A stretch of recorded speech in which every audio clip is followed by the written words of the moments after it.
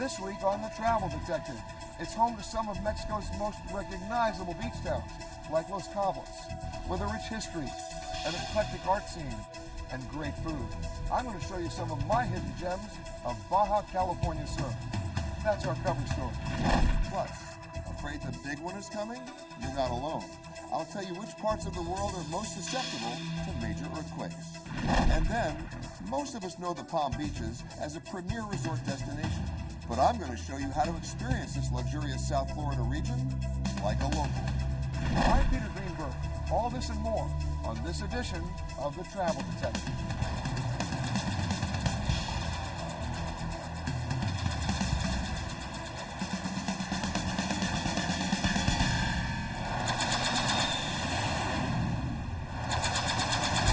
If you're coming down to Baja California Sur, I can guarantee you one, if not two things. Number one, you're going to see a lot of boats. And number two, if you're lucky, you're going to be on one. Because chances are pretty good you came down here to fish. But fishing is not the only reason why you need to come. Baja California Sur is located on the southern half of Mexico's Baja Peninsula, with the state of Baja California to the north, the Pacific Ocean to the west, and the Sea of Cortez bordering its eastern shores. It's home to some of Mexico's most recognizable beach towns, like the capital, La Paz, Todos Santos, and of course, Los Cabos. Los Cabos is a municipality at the tip of the Baja Peninsula that encompasses the resort town of Cabo San Lucas and the smaller and lesser-known town of San Jose del Cabo. Many visitors come for the beaches, but when you're tired of the sand, take a walk through the cobblestone streets of the historic town center, where you'll find a church that dates back to the 1700s. The neighborhood here is filled with old colonial buildings, but you'll also find eclectic boutiques and surprising and growing art scene. The art scene in San Jose del Cabo, it's really blooming. Every day we have more galleries. Artists come from the States, from Canada, and it is amazing. Right now in the association, we're 14 or 15 galleries more or less. And the interesting thing is that you will find it only in 4 blocks. So it is easy to walk, easy to see, go to a gallery and enjoy the artwork.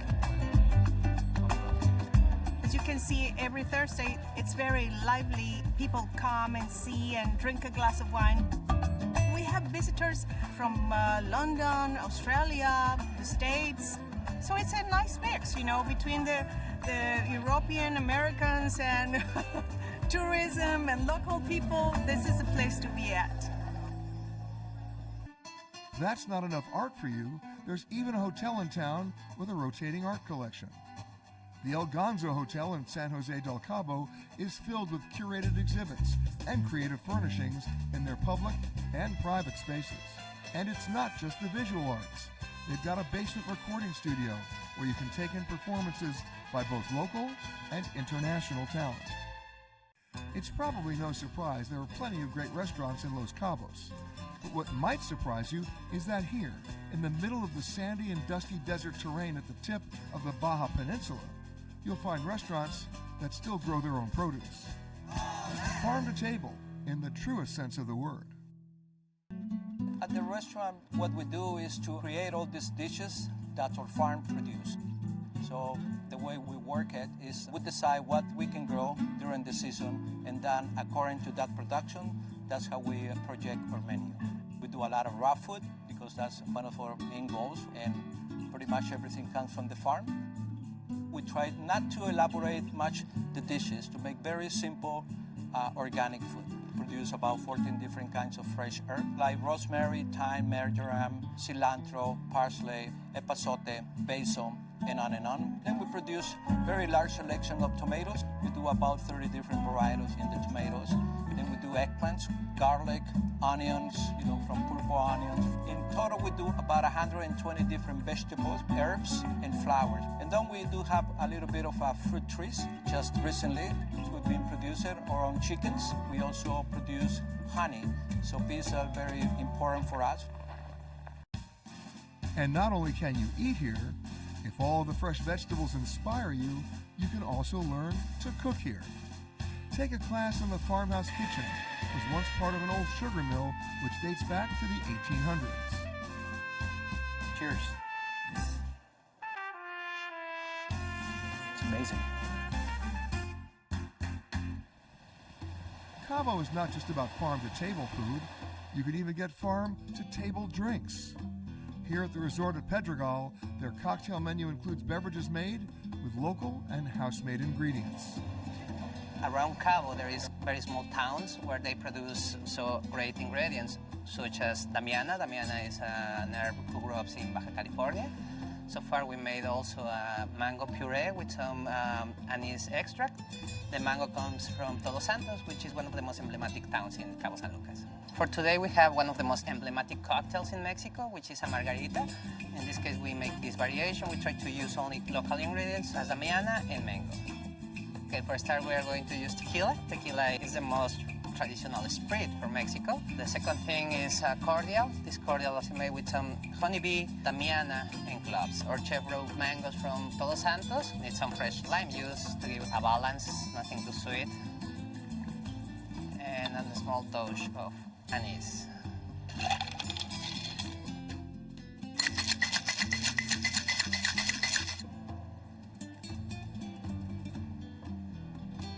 So we call this setting Cabo or sunset in Cabo.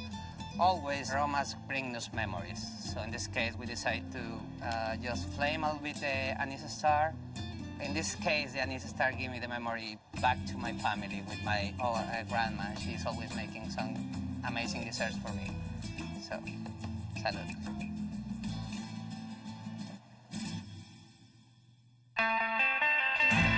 If you're looking for something that's off the beaten path, and I mean that literally, how about an ATV adventure?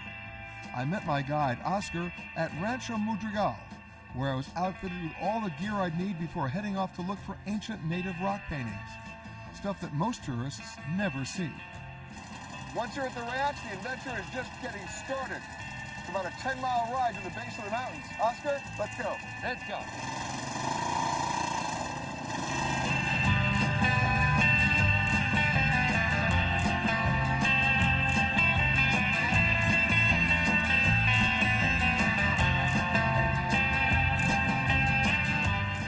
The site, it's about a 10-minute hike to get to the rock. So Peter, this is a very special place. You can still see the colors. See the colors, more than 3,000 years old.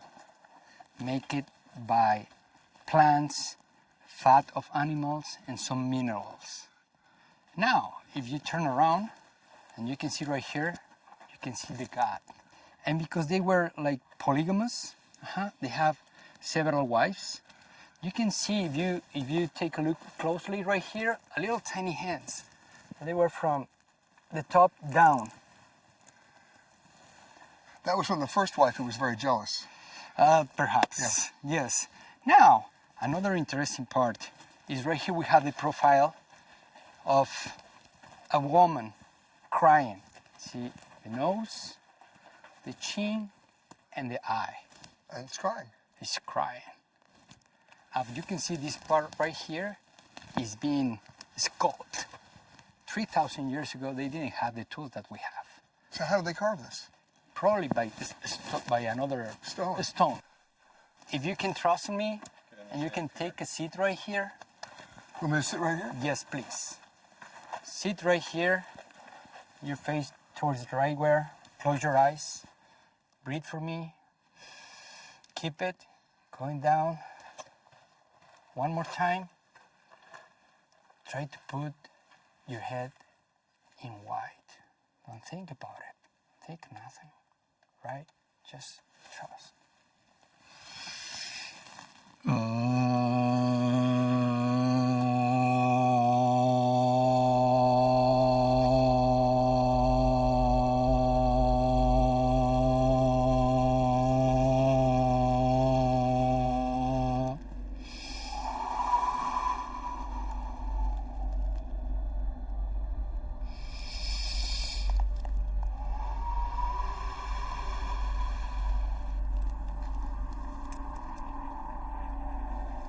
Pretty cool.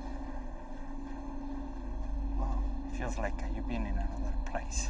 Yeah, it does. By the way, I am in another place. Thanks for trusting. I do trust you. That was cool.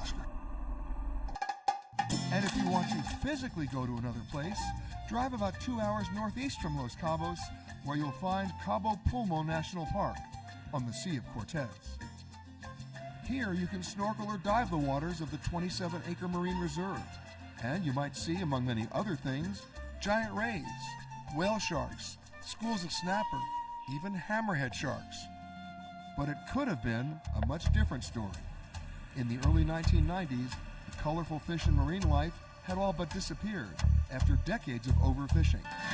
But Judith Castro and her family recognized the problem and decided to do something about it. So this is where you grow up. Yes, this is where I grew up. This is your town? And the whole town was fishermen? Yes, the whole town. Your grandfather? My grandfather, my father, my brothers, nephews, cousins. And yet, it was dying. It was dying. I mean, my family, the fishermen here and other fishermen coming from other towns, they were killing the reef and all the fisheries. So somebody had to stop it or it was going to be gone forever? It was a really high decision. We didn't know what else to do, just fishing. So it took many years for them to learn that they could have another option like diving or snorkeling. In 1995, a successful lobbying effort by Judith's family, the community, and local fishermen led the President of Mexico to declare Cabo Pulmo a protected area, meaning that no fishing of any kind is allowed in the waters of the reserve. And have the fish come back? Yeah, there's a lot of fish. Now the scientists said is more than 400% biomass that has been increasing in all these 22 years. So that's why it's an amazing story, because a community decided to keep their resources, to save a reef and to have a better life, a quality life. I can say it's different. When we were fishermen, we were happy, but we were so poor and we were destroying our ecosystem. Now, quality life is better. We're not rich, but we have a reef, we have a life, we have a future for our children.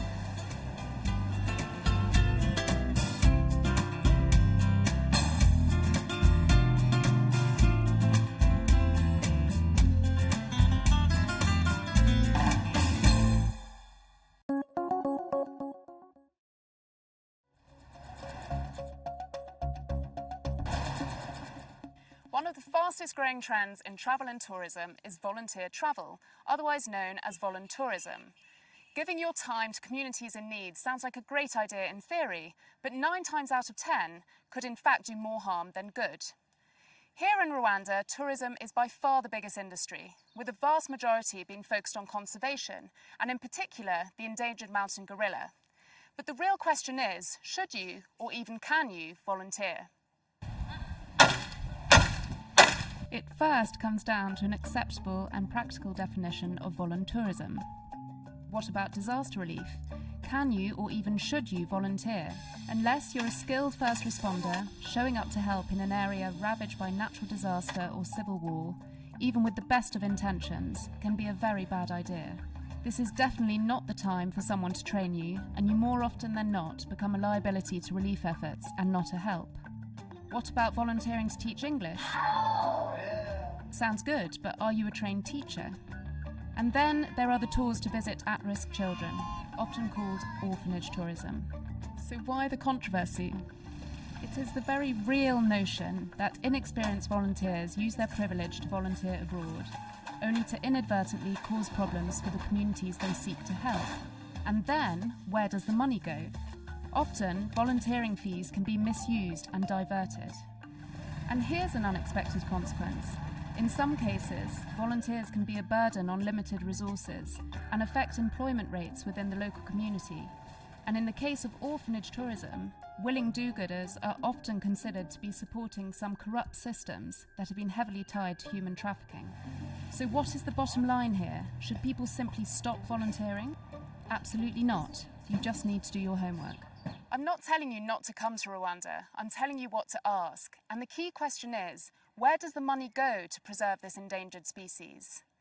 Today, a gorilla trekking permit will set you back $1,500, but 10% of that fee goes directly to the local community that cares for these gentle giants. So my advice, before you volunteer, follow the money. According to the National Earthquake Information Center, there are an average of 20,000 earthquakes happening every year. While many are too weak to be felt, it's important to know where they are before you travel next. Coming in first, Japan. That country gets shaken by different magnitudes of earthquakes almost every day. The reason? Its location on the Pacific Ring of Fire, the area in the Pacific Ocean with a long string of volcanoes and tectonic plates. And 90% of the world's earthquakes happen in that ring of fire. That may explain why Indonesia is number 2 on the earthquake list. The country gets hit several times a month. What's number 3? The Philippines, for the same reason. But number 4, that's California, where more than 70% of the state's residents live within 30 minutes of the San Andreas Fault. So what country is least likely to be struck by an earthquake? Qatar. According to the World Risk Report, Qatar has the lowest risk of this natural disaster because of its remoteness from any fault lines and complete lack of volcanoes.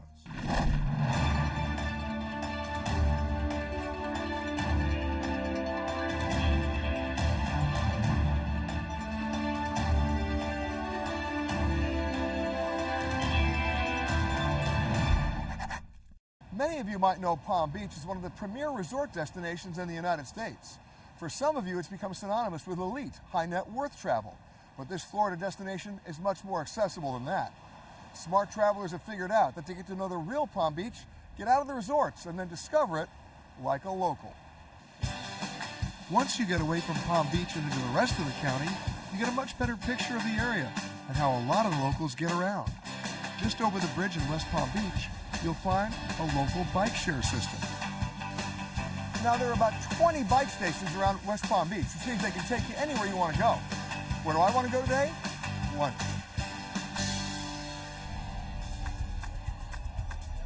Throughout the Palm Beaches, you'll find a surprising number of great food options, from traditional Cuban food in Lake Worth at Havana, Mexican in Delray Beach, and even some healthy roadside surprises like Nomad, a food truck along the A1A. And then in West Palm Beach, the Grandview Market. The market's located in a once abandoned, now converted warehouse.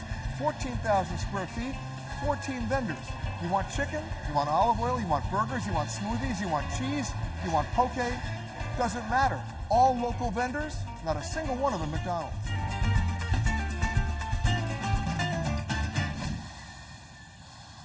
Most people know the Palm Beaches offer plenty of locations for your typical water sports like water skiing or kite surfing.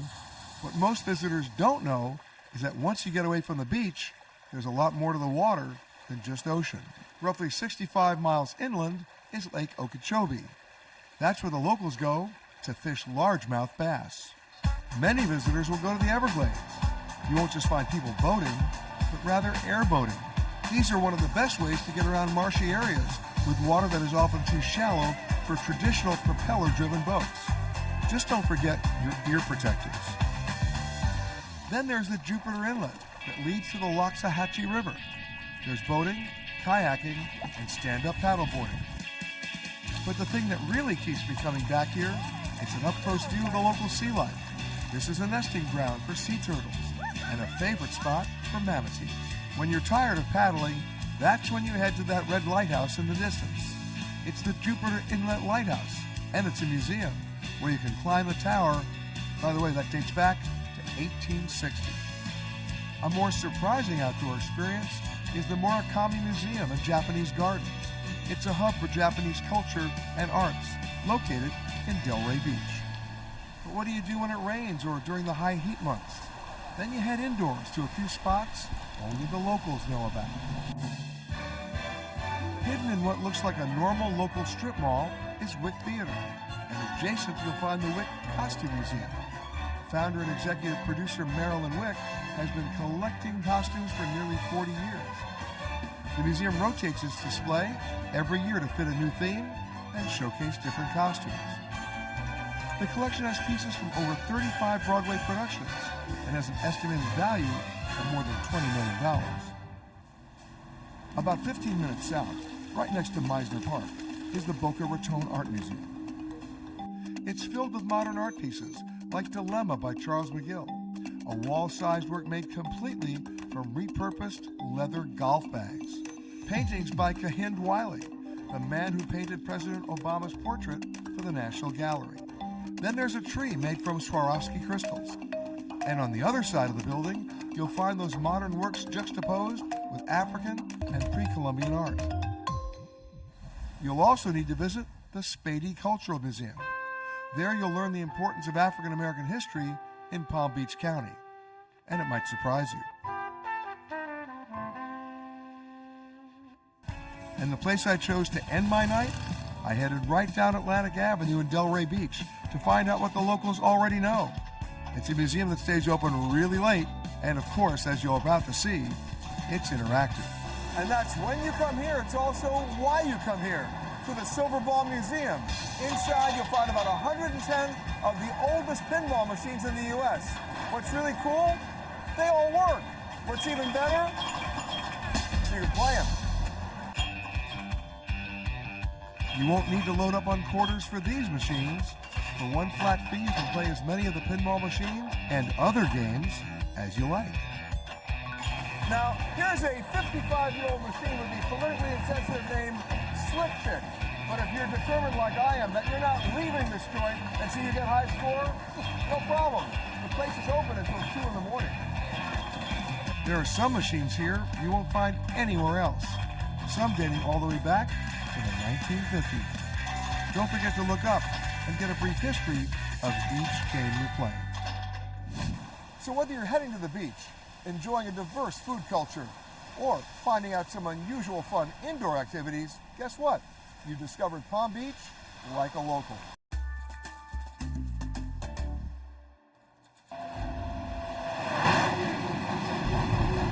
Greetings from the Eurostar going between London and Paris. Every day I see lists of things that people publish, the essentials, the must-have items they have to take with them every time they travel, by plane, by car, or by train. Things that if you don't have them, you're going to get in trouble. And pretty much, well, they're pretty good items, except one that everybody always forgets, the USB flash drive. Why? Well, think about it. It's an essential because it allows you to store and share information, vital information, your passport, your airline tickets, your credit cards, things and information you need to have in case you happen to lose them. Right? If the unthinkable happens, hey, it's all right here. But we're just getting started. Getting stuck in a foreign country with no ID, money, or proof of insurance can be a huge headache, and in an emergency, life-threatening. But traveling with a USB flash drive with all of your information could save your trip and maybe even your life. A small flash drive is all you need to back up your important information. You can even mark your drive with a little red cross so that EMTs, doctors, or police will know to look at it. You should create a file titled Emergency on the drive and include your full name, address, and emergency contacts with phone numbers and email addresses. You should also include your health information, such as a scanned image of your insurance card and a list of your medications and your allergies. And to keep your private information and important travel documents safe and secure, you should scan images of your passport, driver's license, credit card, and debit cards to an encrypted folder on your USB. Make sure you keep your flash drive in a secure place, like on a chain, like wearing it around your neck. Don't put it in a purse or a backpack, because if that gets stolen or it's not with you, that flash drive and all of your information is essentially useless. And last and perhaps not least, one final use for the USB flash drive. Sharing photos with friends you meet on the road. You know it's going to happen. Everybody wants you to send them the stuff you took. Well, instead of having to copy and email everything, it's all right here. How much time did you save? Try it. That does it for this week. I'll see you next time on another edition of The Travel Detective.